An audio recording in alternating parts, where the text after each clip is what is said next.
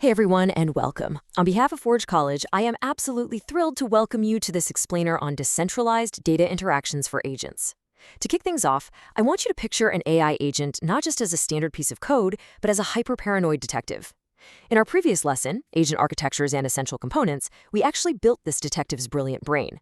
But right now, well, that brain is just sitting in a pitch-black room. It desperately needs eyes and ears to gather clues from the chaotic outside world. But here's the catch with building on a decentralized blockchain. It literally cannot trust a single thing it sees or hears right away. So let's dive into exactly how we fix that. Here's our blueprint for building this decentralized perception layer today. We're going to cover giving agents eyes, the art of validation, building a trading bot, mental models for agents, and then finally a quick summary and next steps. We'll be moving rapidly from simply gathering clues to building absolutely foolproof cases. All right, section 1. Giving agents eyes and observing the Solana blockchain. Let's get our detective out onto the streets. Remember how I mentioned our previous lesson? We spent a lot of time there focusing on the left side of this setup, the brain, which handles all that complex decision logic. But today, we're shifting gears completely to the right side, the senses.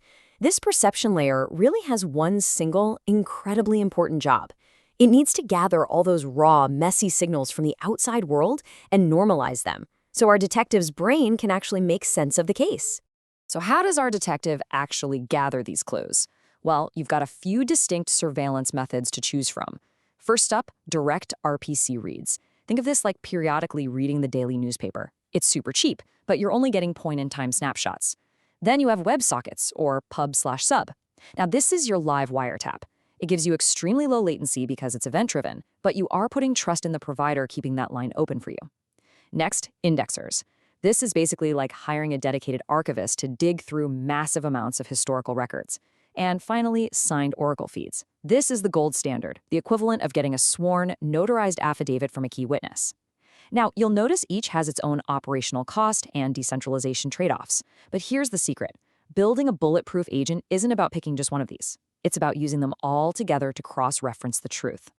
And that brings us right to section 2, the art of validation, or as I like to think of it, interrogating the witnesses. Because let's be real, just because our agent can see data doesn't mean it should immediately trust it. I absolutely love this quote. I trust no one, not even my own RPC endpoint. It might sound like a joke, but it perfectly captures the extreme paranoia you need to build robust agents on a high-speed network like Solana. You have to remember, in a decentralized world where there's no centralized middleman holding your hand, literally any data source could be compromised, it could be lagging, or it could just be completely hallucinating data. Out here, paranoia isn't a bug, it's a feature, it's an absolute necessity. So if we can't trust anyone, how do we uncover the actual truth? We rely on math, cryptography, and some good old-fashioned redundancy. Our detective uses 3 core validation primitives. First up is redundancy. Never ever ask just one person. We cross-check multiple RPC endpoints to see if their stories actually match up. Second is cryptographic attestations. This means verifying the digital signatures on Oracle network assertions. It's literally the cryptographic equivalent of checking a witness's ID to make sure they are who they say they are. And third, aggregation. We take all those different clues, calculate the medians, and aggressively throw out any statistical outliers. When you fuse multiple data sources mathematically like this, something really beautiful happens. You can cleanly slice out the one malfunctioning feed or the one lying witness and just reject it completely. By requiring a strict consensus, like taking a median across multiple feeds, a single bad data point is rendered entirely powerless. It simply cannot alter your agent's understanding of reality. And that keeps your core logic perfectly insulated from bad actors. Okay, let's move on to section 3, building a trading bot. It's time to see our paranoid detective actually do some work in the real world. Let's apply all of this to a really high-stakes scenario, an automated market maker monitoring bot that's hunting for profitable price differences. Step 1 is on-chain observation. The agent subscribes to those lightning-fast swap events, but simultaneously performs direct reads of the underlying reserves to anchor its truth. Step 2 is external price aggregation. It queries off-chain signed attestations from multiple oracles and instantly discards any stale data. Step 3, cross-validation. The brain steps in and compares the implied on-chain price against that aggregated off-chain price to spot a true actionable divergence. And finally, step 4, fail-safe execution. Before it risks a single token, it re-verifies the slots across multiple RPCs and logs cryptographic anchors, so every single move is completely auditable. And the craziest part, it does all of this completely autonomously, without a centralized middleman. That is precisely why these validation steps are so absolutely crucial. Now that we've seen a specific bot in action, let's zoom out a bit for Section 4, Mental Models for Agents. Think of this as the detective's handbook, concepts you can reuse for pretty much any agent architecture you're building. If you only take one core concept away from this entire explainer, please make it this one: sensor fusion.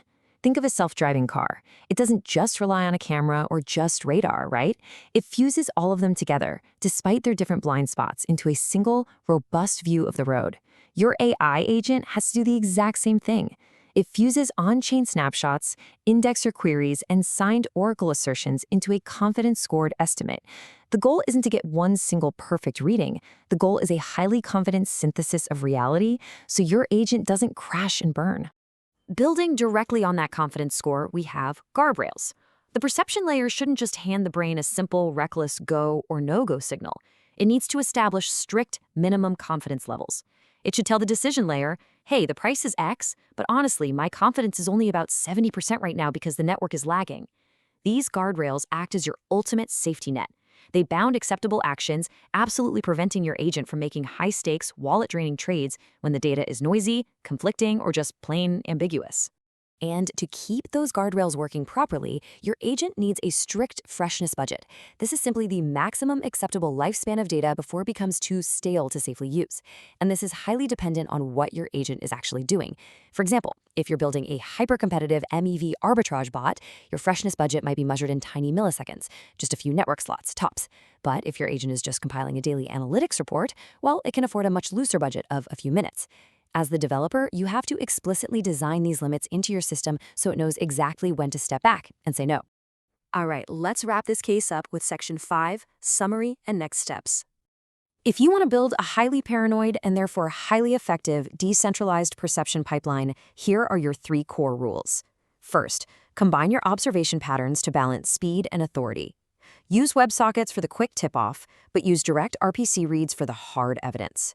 Second, never trust. Always verify. Use redundancy and cryptographic signatures to validate all external inputs. And third, explicitly design your workflows with strict freshness budgets and safety guardrails. If you enforce these rules, your agent's decisions won't just be smart. They'll be defensible, auditable, and truly decentralized. I'm going to leave you with this final, somewhat provocative thought. We now know exactly how one paranoid agent figures out the truth. But what happens when an entire network of these paranoid agents has to coordinate their decisions together and actually agree on something? That is exactly what we'll be tackling in our next lesson on coordination and governance. Until then, thank you so much for joining me. This explainer was proudly brought to you by Forge College. I highly encourage you to head over to forge.college to learn more about this subject, dive even deeper into AI agents on Solana, and explore a whole wealth of other fascinating Web3 topics. See you next time.